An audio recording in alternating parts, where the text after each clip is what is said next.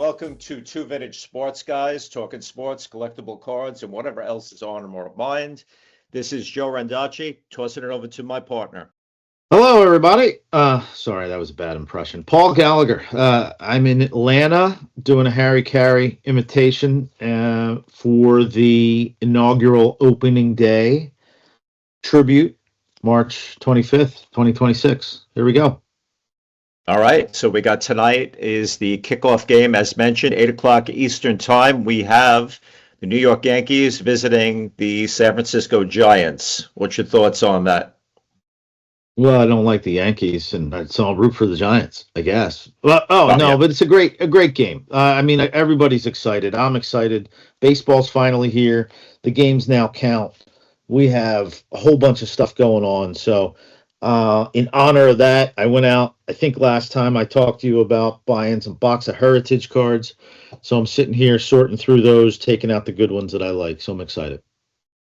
All right, so with the Giants, we got, is it Fried or Fried? Because I never get his name right. Thanks. Guy from Atlanta. You should probably do some research. Max Fried. And you should sound like maybe that you're not reading off of Google, but that's okay. We'll get there. I'm not reading off of Google. I just can't get his name right regardless. I mean, I hated him on Atlanta for all those years as a Met fan, and obviously as a Philly fan, you loathe him as well, so we can share that. We share in loathing. He did really well last year, so his first season with the Yanks, and now he's back, their starter. And I don't know, as we look through all the matchups, there's a few names that pop out, like Skeens and Mizorowski, but there's not really a ton of household names for two old guys to recognize, but we'll start off with a good one. In other words, there's no Steve Carlton and Tom Seaver pitching tonight. There's no Bob Gibson. There's a Tariq Skubal. We all know Tariq Skubal. The Tigers probably suck, but he's pretty good, And my Phillies just signed Christopher Sanchez to a 5-year deal. And he's their opening day starter who probably should have gotten awards and accolades last year, and he didn't. And they're hosting the Rangers, my second favorite team. So it's safe to say the biggest star tonight is Aaron Judge for the Yankees. And then opening day tomorrow might be Paul Skeens, his Pirates visiting my Mets, so that'll be 0-1 for my Mets by 5 o'clock tomorrow. Yeah, we all hope. We all hope. Yes, you're right. Every day is Aaron Judge Day. Every game that he plays in is important. The WBC, everybody's watching Skeens. I've got, I think, some cards that I didn't even redeem last year because he was an MVP, because I didn't really understand how that all works. But somebody will teach me one of these days about redemption cards and turning them in and what the MVP means. But I just get any card that says Aaron Judge. I think he's a standard. Well, I'm guessing you don't have his 2013 Bowman Chrome Draft Picks and Prospects Super Factor autograph card, which sold for a record-breaking $5.2 million this March. I guess we missed out on that one. If I did, Joe, I'm not sure I'd be doing a podcast with you. I would not not be. That this pays. Yeah, not that this pays, but I would be far, far away on a beach somewhere if I had that card. No, I am the average Joe of collecting, pun intended. That's West Coast time. I don't care about West Coast time. Let's stay on the East Coast for a second. You're asleep. So Skeens, I'm going to tell you the most valuable one, and then you're going to tell me the one you pulled last year. So his 2024 Topps Chrome Update MLB debut patch autograph. And what's a patch autograph? It's when they put a little piece of his uniform on the card, right? Which is just insanity to me. Hopefully game used. It's not always game used. It should be. There's controversies every step of the way. But yes, hopefully it is a game used jersey. What do you think that sold for last year? Let's go with $1 million. Can we go with $1 million? Yeah, because I just told you before this happened, $1.1 million, and it was pulled by an 11-year-old collector. How's that? Oh, that's the one. So great story there. That's the one where the Pirates put out a reward bounty for that. So they offered to whoever pulled it season tickets. I think for the 12-year-old, the highlight of that offer was that he would meet Livy Dunn, his girlfriend. That was probably the highlight of the whole package. If you don't know who Livy Dunn is, don't Google it. It's probably not good for a vintage guy to Google Libby Dunn. But Now you know. Now you know I'm posting that picture with when I edit this. But so it says here. It says here, and I am on the line on Google that Skeens' 2025 salary of $875 was less than what his card sold for that the kid pulled. Yeah. Yep. So the Pirates tried to buy it. I think it was ultimately sold. If memory serves me correct, it was ultimately sold to Dick's Sporting Goods, and it's now in a Dick's Sporting Goods shop. Cool, Shout out to them. All right. Maybe so what other games do you see on your little scoreboard there? That's that Yamamoto one. Yeah, that Yamamoto one. Scooble. Nick Pivetta is an ex-Philly who was traded for not much. I don't know what we got for him, but not much. And the Brewers. The Brewers are fun to watch. Mizorowski, second year. I've got a Topps Now Mizorowski debut card that I love, and that hopefully I've got a card from a company you've definitely never heard of, Pulse, which is unlicensed, which gets us into a whole nother conversation of licensed versus unlicensed. Topps is the only company that has the license for Major League Baseball, and so they can show the players in their natural uniform. I've got this card that's called Pulse, or it's brought out by Pulse, that's an auto, and it's a blank uniform, so people don't really value that too much. I kind of value the auto. I think I paid $8, $10, $20 for it. It's probably not worth that, but it's in the personal collection. All right. So one thing before we move past opening day, since it is opening day for your team and mine tomorrow, the under-over on Philly wins for 2026 is set at 89.5. Make your call. This will be noted and jotted down, and we will see who wins by the end of the year.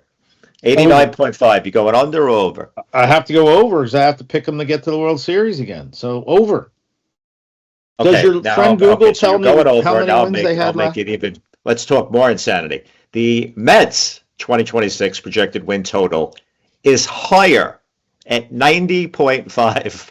That's insanity. I'll take under all day with that one, and would be happy to lose it if I could win more games.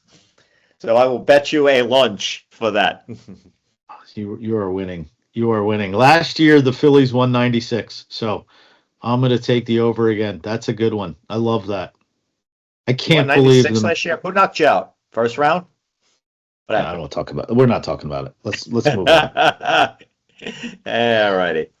Well, we Mets in typical fashion lost the last game to Florida and didn't make the playoffs and did not deserve to. So good for them. All righty. So that covers that. What do we got going on in hockey, Paul? Talk to me some hockey. Oh, the hockey guy. Final push for the playoffs. I won't keep it all about Philadelphia, but they did lose to the Blue Jackets. The Blue Jackets, holding on to that playoff spot. So we're getting into the final couple of weeks of hockey.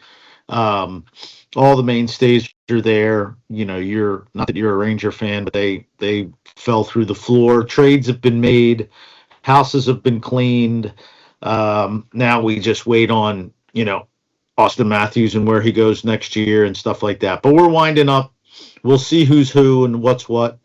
But I'd like to think that people are still going off of the Jack Hughes Olympic win and getting in the hockey. And like everything, playoffs makes everything better. So we'll see. So with hockey, interestingly enough, if you look at it, you know who the number one team is in the Atlantic?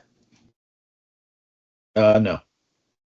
The Buffalo Sabres, who are killing it. They're like 20-5 or in their last 25, something like that. And if you look at last year compared to this year, Sabres were not at the playoffs, very low last year. If you look at the bottom two teams in the Atlantic, it's the Maple Leafs and Panthers who will not be making the playoffs. That's lovely. What the difference a year has made. Yeah, that's lovely. And you can look at the Blue Jackets I just mentioned too, are second in the worst named division, Metropolitan. So Flyers are on the cusp. As an Island fan, the Rangers being in last place in the Metropolitan is a feel-good story forever and ever right there. It's wonderful. Yeah, it's absolutely wonderful. So, But Jack even if Hughes you won't look make in the the playoffs. West, in Pacific, Vancouver Canucks, who last year went deep playoffs, last place, only eliminated team with a little E next to them. It's one or two players making a huge difference. It's coaching changes. I can't tell you the Sabres, but fine. I'm actually happy for them. That's a great hockey town, great place to go visit. Been there many times for hockey. Been to the Anchor Bar for Buffalo Wings. Well, It's a great what place. else are you going to do in Buffalo? It's 22 degrees, and that's in June. Like, so you want to see the hockey or the Bills, and Josh Allen, right? It's a good fan but base for both. Vancouver, they're 21 and 41, dude. That's not just one or two guys. That's a whole roster that forgot to come out after the national anthem. Yeah, no, they've been rebuilding for many a year. It's finally paying off. Look at the Ducks. The Ducks are up there too. God bless them. But Ducks make the playoffs last year? I don't think they did. No, Ducks haven't made the playoffs since Emilio Estevez coached everything. That's funny. How about that? That's pretty good. The Oilers hanging in there, and God, I can't see them lose a third straight cup, so they need to stay away from the finals this year. Yeah, Back-to-back Dreisaitl's out. losses. I think Draisaitl is out for the remainder of the year, so that'll hurt them. But we always root for the Oilers. You always root for Connor McDavid, no matter who you are. I mean, Avalanche still flying, 47 Well, and they're 13. great. Yeah, they're great. They just got too much talent. So Dallas, though, look at the Dallas Stars right there. What do you got? What do you see as the Cup final? Who's facing who? I won't hold you to this. I'll hold you to it once the playoffs start, but just give me a preview. Why don't we say Buffalo, Colorado? We'll take the two number one seeds right now, and we'll match them up against each other. I'm gonna I know what you're say. gonna say. I know what you're gonna say. I'm gonna say Tampa, Colorado. Not because I'm here, because I hate them, but they're too seasoned. I think Buffalo's got too many young studs not ready for playoff pressure to go win 3 rounds and get to the Cup. Yeah. I'll root for the Canadians. If the Flyers don't make, I'll root for the Canadians. It's a great team. Cole Caulfield, all 5'8" of them, is wonderful to watch. They've got a great young team. Do you know? And I just always remember this as a stupid trivia question. From the Canadians won the Cup in 46, 56, 66, 76, and 86. They won all those particular years. Not bad. And Good I trivia. just somehow remember that. They stopped Gretzky's 4 in a row there. And, they stopped Flyers 2 in a row. Flyers had won in 74 and 75. Yeah. And they lost in 76. So, and if we want to talk about cards, the Canadians, one of the Series 1, Series 2 by Upper Deck. Series 1, the young gun star was Ivan Davidov, and I pulled 2 of him. And Series 2, the big one, Schaefer off of your team. We talked about him last week. So Upper Deck still kills it, still has a great card. Series 2 just came out. The tins are not out yet, but the hobby boxes are. So people are flying to those. So what we can do is we can just wrap it up because everybody wants to go watch a game. So Topps is coming out with their latest releases. I just go to the Topps website and find out what's coming up, what can be pre-ordered, and what's coming out soon. So that obviously it's baseball. There's a Topps collector kit. There's Heritage, which I already talked about. There's Series 1, and there's Stadium Club. And then the other sports that they're coming out with is MLS soccer, and then a bunch of stuff to pre-order now. Bowman basketball coming soon is Cosmic Chrome basketball. That's always a fan favorite. Those are some really neat cards. Soccer Sapphire Edition, Black Baseball, and Deadpool of all things. So I know my son would love that one. 2025 Chrome Deadpool. So they'll have some autographs in there. Looks like Wolverine. Looks like the Deadpool man himself. And then a couple of Marvel, Fantastic Four. That's going to be your favorite, Joe, I think, of everything. And then even some tennis. So there's a bunch dropping here in the next little bit from Topps. And then for Panini, they'll be dropping a bunch of stuff too. So it's really getting into spring. It's It's the card collecting season, if you would. So from that standpoint, find out what kind of hobbyist you are, what kind of collector you are. Do you like series? Do you like certain players? Do you like certain teams? Figure out the price points that are good for you. There's really something for everybody in the Topps collection, from Heritage on up to Cosmic. If you're a basketball fan, there are going to be still things for you to collect. And then coming in April, it's going to be Topps announcing their football relationship. We go back to licensing. That's what drives everything. And Topps will have the licensing agreement for football this year, so they'll be announcing some more stuff on April 1st. So there is something for everybody. We don't want to leave out our friends from Leaf. I love Leaf. They've got great products that are on their entertainment side, college players that are up and coming, and a whole bunch of things from there. So go to the Leaf website, go to Panini, go to Topps, figure out who you are, what you want to collect, and what you like to get, and then we'll watch some baseball. So let me ask you this. We'll end on this note. When you mentioned collect what you like or what you're after, Mhm. and I think whether you're a kid or as old as us, you collect the team you like, you try to get all of them. But as we mentioned, you could just buy a whole season and knock it all off. But if you are trying to collect your team as well as rookies, as well as stars or all stars, are there any particular decks? Because again, when I used to collect, you spent 25 cents, you got a stale piece of gum that's 10 cards that smelled like a stale piece of gum, and you hope the rookies would turn into something. Now you're fishing for, like we've mentioned in the past, Willy Wonka's golden ticket, $3,000 card out of the gate. But is there particular boxes, sets that will have higher value cards? Yeah. Or is it all just luck of the draw, no matter which set, which manufacturer or anything? Yeah, no. Generally, as you go up in price point, you go up in more autos. You get chrome. So, like a Topps Chrome Black is a product that my buddies love. There's all kinds of great cards in that one. Cosmic Chrome Basketball. There'll be good ones in there. So as you go up in price point, you go up in the bigger hits. You go up into the special cards that'll come out. The Willy Wonka golden tickets will be there. As you stay in the more I'll call even keeled sector with Topps Heritage and Series 1, there might not be a lot of splashy ones, but those are the ones that I think are still worth collecting. I collect the whole series, and it's at a price point where I can do that. I'm not dropping an arm and a leg, and I'm getting some fun cards that I like. Again, hopefully I'm not in the minority, but I can find some fun in base. I can find some fun in the inserts, and I can find some fun everywhere in these Heritage and Series 1. It's not all about finding the most expensive card in the box or the case. It's not all about a case hit. It's about who you like and what you like. So I think there's something for everybody. But as you said, the further you go up, the more pressure there is to get something from it. But it makes it really fun when you hit something in a Topps Chrome Black baseball that's going. So, go on the website, learn about the boxes, learn about the odds, about what you're going to get and how you're going to get it. And then there's a great section. What are you chasing? There's a Skeens here that's going to be in there. There's an autograph Trout.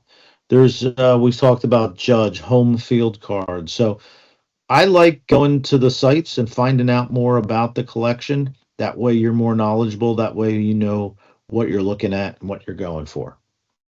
So, like everything else, has these cards now priced kids 10 and under out of buying it with their own money or allowance? You and I would steal $1 out of our mom's, pocketbook, go buy 4 packs for $1 and, went from there. Now, does the kid have to steal mom's credit card to go buy a pack or two? I would never steal. I would never advocate for thievery. How about borrow indefinitely? But you need to shop with mom and dad a lot of times. Let's put it like that. You're not. But unless you go to a store that has a lot of singles that are priced under $1, and we might know one or two of those stores. So that's where you go to a card show. There's a card show here at Cobb Galleria in Atlanta, upcoming this weekend that I'm going to go to. And at the shows, that's where you can go through bins of cards and find cards that you can buy for $1, sell for $2. You can buy for 50 cents and sell for $1. There's a lot of flipping going on. There's just like house flipping, it's only in cards. So what you're describing is why you go to card shows and why you go to a local shop that has a healthy selection of singles so that you can spend time, sift through boxes and boxes and boxes of cards, find something that's reasonably priced, and that you can go with your allowance money that you've worked hard for and buy something. I'd rather steal the credit card. And on that, we will end this episode of Two Vintage Sports Guys. Bye-bye, Paul. Don't steal. Be good, boys and girls. Bye-bye.